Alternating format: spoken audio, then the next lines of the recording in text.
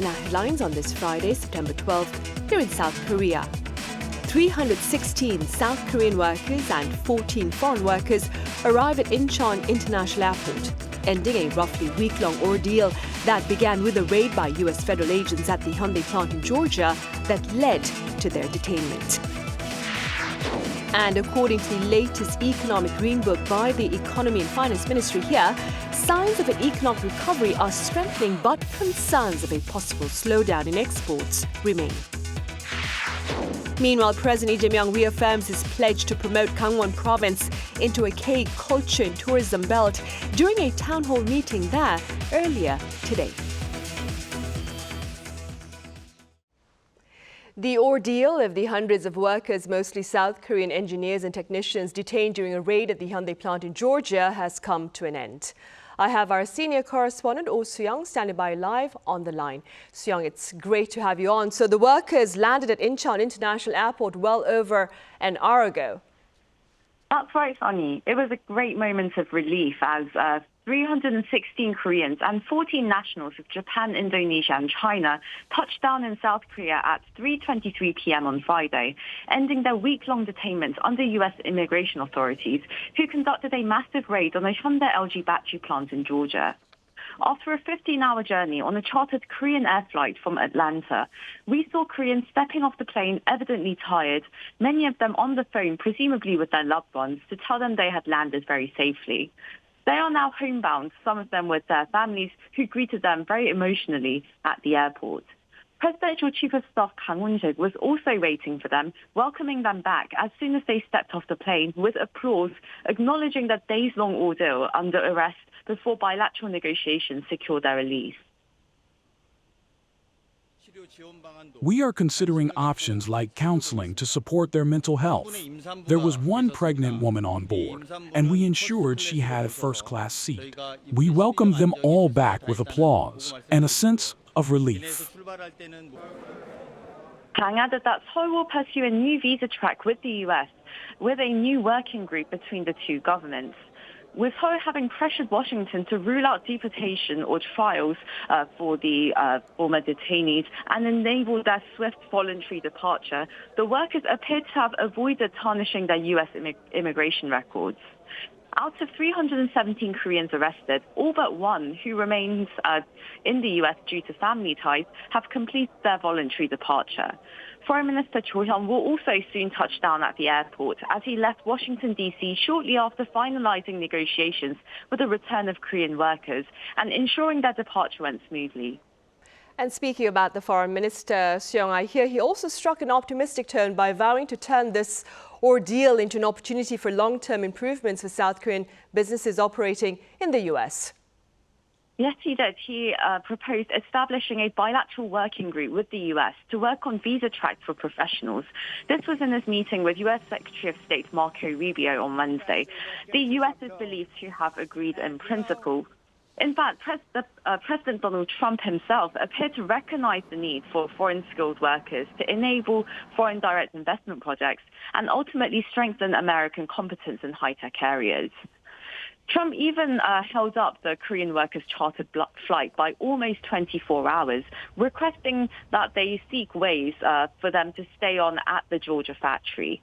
So this crisis has proved how the lack of dedicated visa programs for Koreans makes it extremely difficult for firms to actually invest in the U.S., as they cannot deploy workers with specialized skill sets to complete key facilities and set up operations. Thus, it seems Seoul and Washington will discuss viable visa pathways, such as the bill introduced in 2013 to create a quota for 15,000 Korean professionals to work in the U.S. Before leaving Washington, the minister met with members of Congress who welcomed the idea of establishing a working group to prevent similar incidents from happening. Cho explained that the Korean public is deeply concerned about the mass detention of Korean professionals who visited the U.S. to faithfully carry out investment projects, and that he has been conducting consultations with the U.S. with a very heavy heart. Right. And Soo-young, one quick question before you go. The presidential office held a related briefing a little while ago. Could you briefly touch upon that? Yes, Sonny, it happened about half an hour ago with National Security Advisor Lee Sung-rak telling the press that from this incident, the task ahead is to draw lessons from it and design measures to prevent recurrences. He said Korean companies that is, had to make use of obtaining short-term business visas or ESTA visas, which are issued for short-term stays in the U.S., as the companies urgently needed to operate local plants. However, U.S. immigration policy has not accommodated such needs, despite Korean investment increasing over the years and very much requiring skilled workers to temporarily enter the United States to set up their plants. So we called for a phased approach to improve the current visa system in the States and also create new visa categories for Koreans. He set out a roadmap of first clarifying guidelines on existing visa schemes to remove uncertainty for Korean firms. Second, working with the U.S. to shorten the length of issuing visas and lowering rejection rates. In the long run, he said U.S. laws would have to be amended, although this may be difficult, in order to create new visa quotas and different types of visas for skilled Korean workers. Back to you, Sonny. Right, I see, Soo-young, quite a lot of work ahead then. All right, thank you for that report, Soo-young.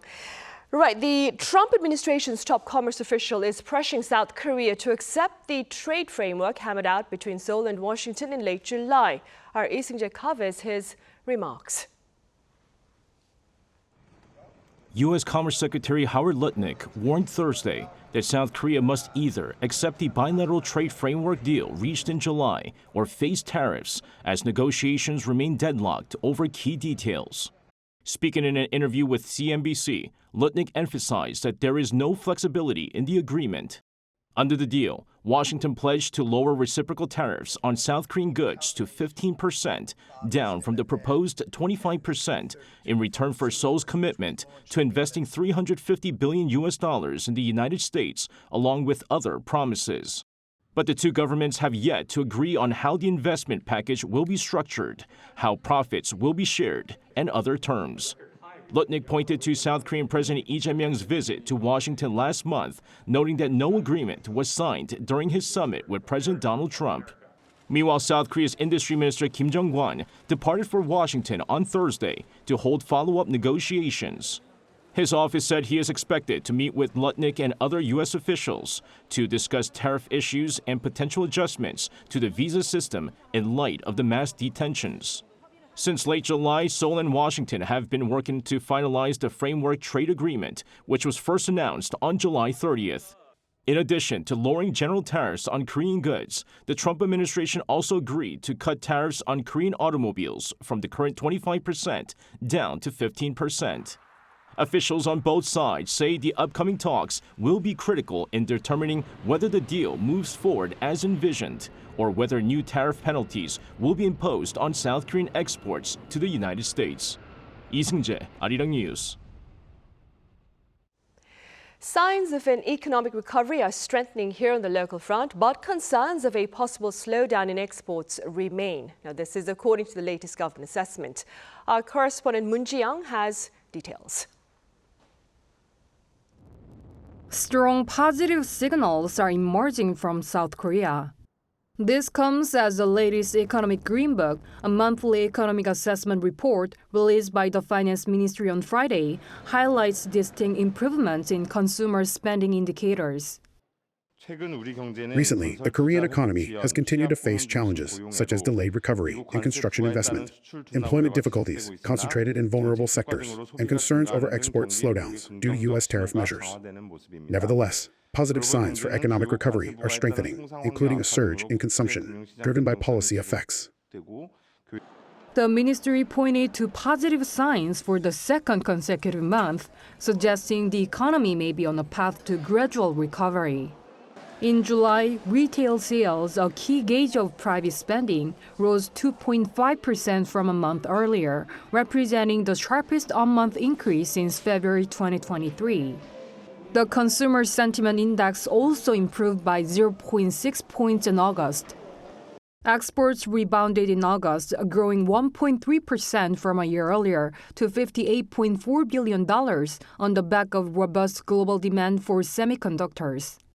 However, shipments to the U.S. declined by 12% due to the U.S. tariff, hitting their lowest level in 2.5 years.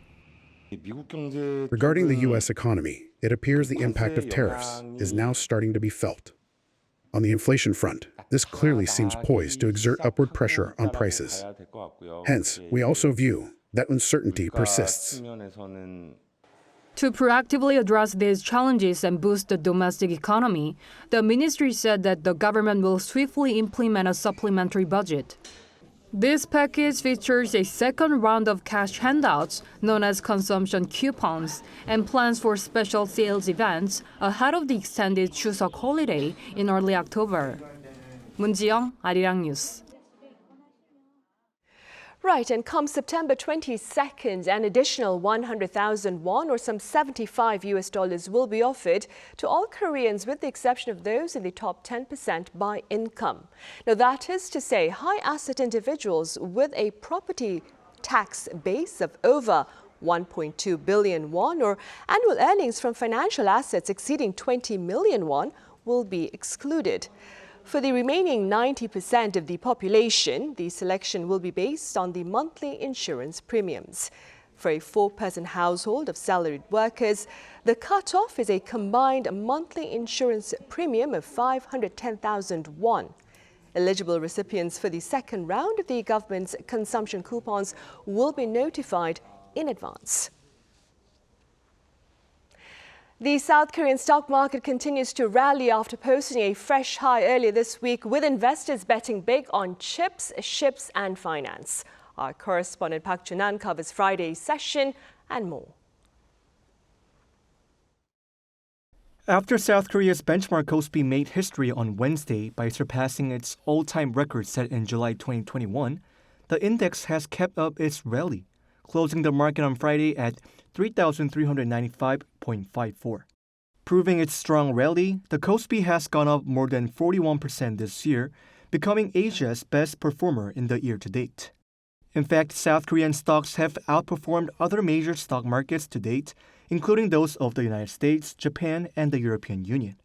The main sectors that drove the KOSPI's rally this year were mainly semiconductors, shipping, and financial stocks. On Friday, South Korea's two biggest companies, Samsung Electronics and SK hynix, both recorded their 52-week highs. For SK hynix, it broke another record high as it went up by over 7% at the market's close and 92% to date this year. Securities stocks have benefited from expectations surrounding Commercial Act revision and tax policies, while semiconductor shares are gaining momentum from the ongoing AI investment cycle, supported by favorable government policies and external conditions. While the index continues to set new records, an expert notes that strong corporate earnings and solid economic fundamentals are needed to further sustain the KOSPI's rally. There are limits to relying on expectations alone. Strong economic fundamentals and corporate earnings need to follow, and through government initiatives, companies' profits can be strengthened, while visible improvements are needed in the sluggish domestic demand sector. With foreign and domestic investors sustaining the KOSPI's rally, the next challenge is to break 4,000 points, as President Lee Jae-myung aims for the KOSPI to reach 5,000 during his term in office. Amid global uncertainties, ongoing policy support, corporate earnings, and the country's improved economic conditions will be key in determining its future direction. Park Junan, 아리랑 뉴스.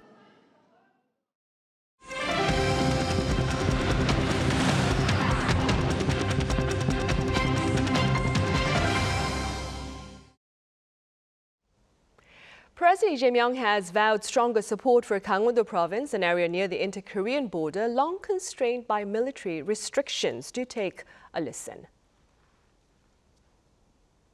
군인이 진주하고 군사보호구역 설정하고 출입도 못하게 하고 밤에는 나다니지도 못하게 만들고 막 이렇게 하면서도 그에 대해서 아무런 대가를 지급하지 않았어요. 강원도에 산다는 게 억울하지 않게 접경지역 근처라는 사실이 아주 악성 운명이라고 생각되지 않게 우리 정부에서 각별한 배려를. The town hall meeting with residents there earlier on this Friday touched upon the president's pledge while on the campaign trail to promote a K culture and tourism belt in Kangwon province by creating unique tour programs and by building a compact transport network linking the province to the capital region. Gyeongbokgung Palace here in Seoul has begun its autumn night tours this month, offering visitors a chance to indulge in the serene sights of the royal grounds after sunset. Our culture correspondent Park Gon-woo was there. When the sun sets and darkness falls, time travel to the Joseon dynasty begins. Limited guests, including many foreigners, line up for this special night adventure. From babies in strollers to older people with cameras, visitors of all ages show delight on their faces. Many slip into hanbok, immersing themselves in the royal nightscape. The first time for me in this dress, beautiful, absolutely amazing because of these lights and you know, the atmosphere. It's great to come here during the day, but of course this night is absolutely special.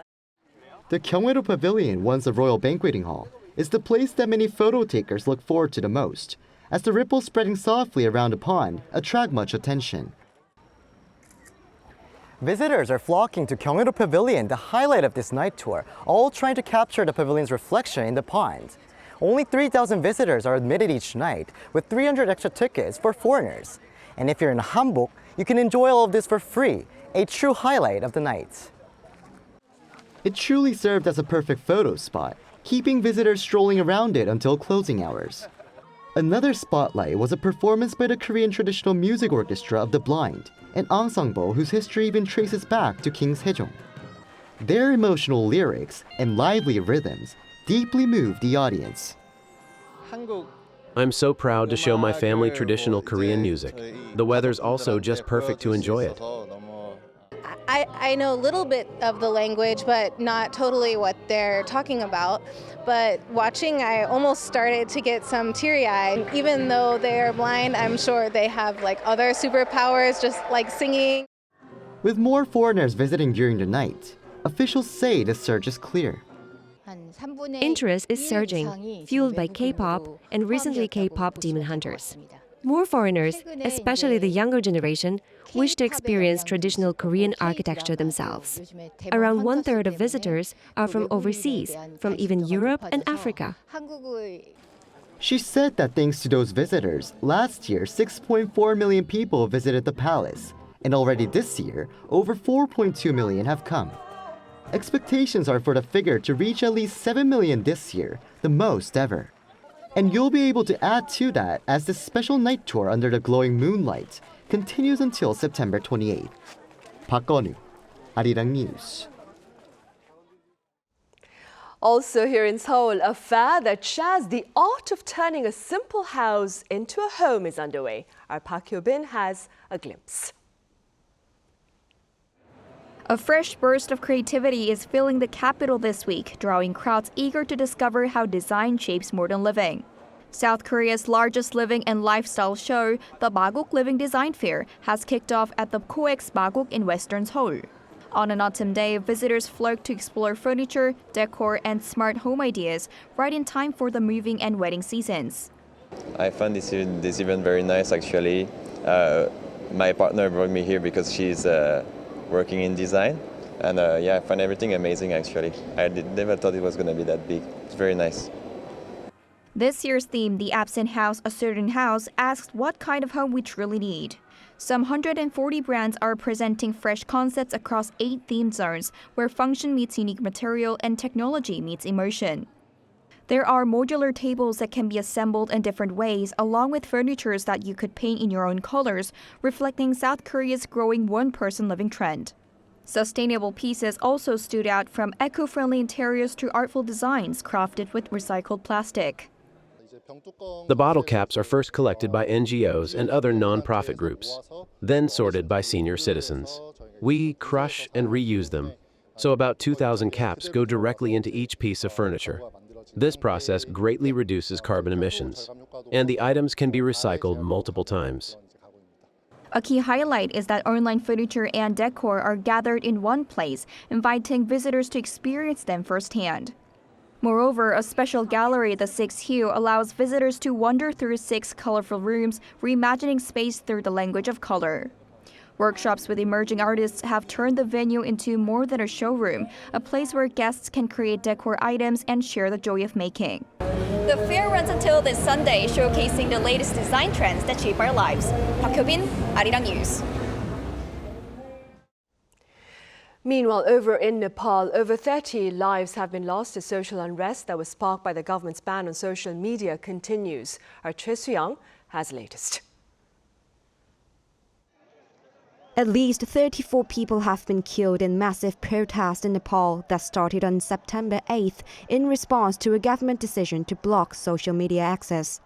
On Thursday local time, Nepal's Ministry of Health said protests across the country, including the capital Kathmandu, have also left more than 1,300 injured. We need to fight for justice for our family who were killed, and we cannot stay silent any longer. As protesters set fire to the residences of the president and prime minister and police carried out a harsh crackdown, casualties sharply increased. On September 9th, Prime Minister K.P. Sharma Oli resigned. The Nepalese authorities deployed troops into downtown areas from the afternoon of that day, while a curfew in Kathmandu and nearby cities was extended until the 12th. Talks are also speeding up on selecting the leader of an interim government to replace former Prime Minister Oli. Former Chief Justice Susila Karki and Kathmandu Mayor Balindra Shah are being mentioned as possible candidates. The unrest began on September 5th after the government blocked access to 26 social media platforms, including YouTube, Facebook, and Instagram. Anger, especially among the younger generation over corruption, fueled a protest that spread nationwide. South Korea has issued a travel advisory for 3 parts of Nepal, including Bagmati, Lumbini, and Gandaki provinces. Choi Soo-young, Arirang News.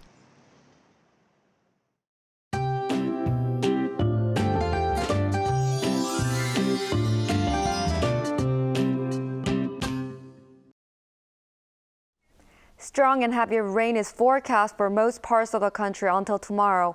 Up to 50 millimeters of torrential rain per hour is expected throughout the country overnight, along with strong winds. Heavy rain of up to 150 millimeters will fall in southern parts of Gyeonggi-do province, Kangwon province, Chungcheongnam-do, and Jeollabuk-do provinces. As it rains, the late summer heat in the western regions also recedes. Yesterday, the daytime high in Seoul exceeded 30 degrees Celsius. It only reached 28 degrees today, and it will drop again to 26 degrees tomorrow. Tomorrow's Seoul will start off at 21 degrees, Chuncheon at 20 degrees. Daily highs will go up to 28 degrees in Daejeon, Gwangju, and Daegu. Gyeongju and Busan, 29 degrees.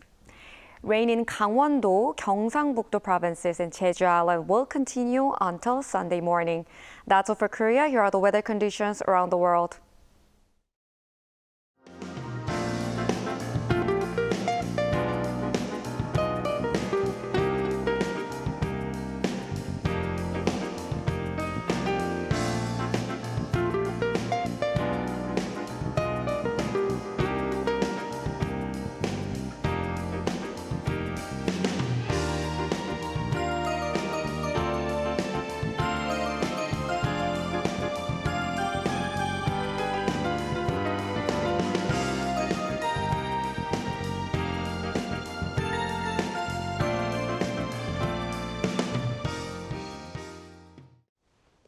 Those are the headlines at this hour here in South Korea. Thank you for watching.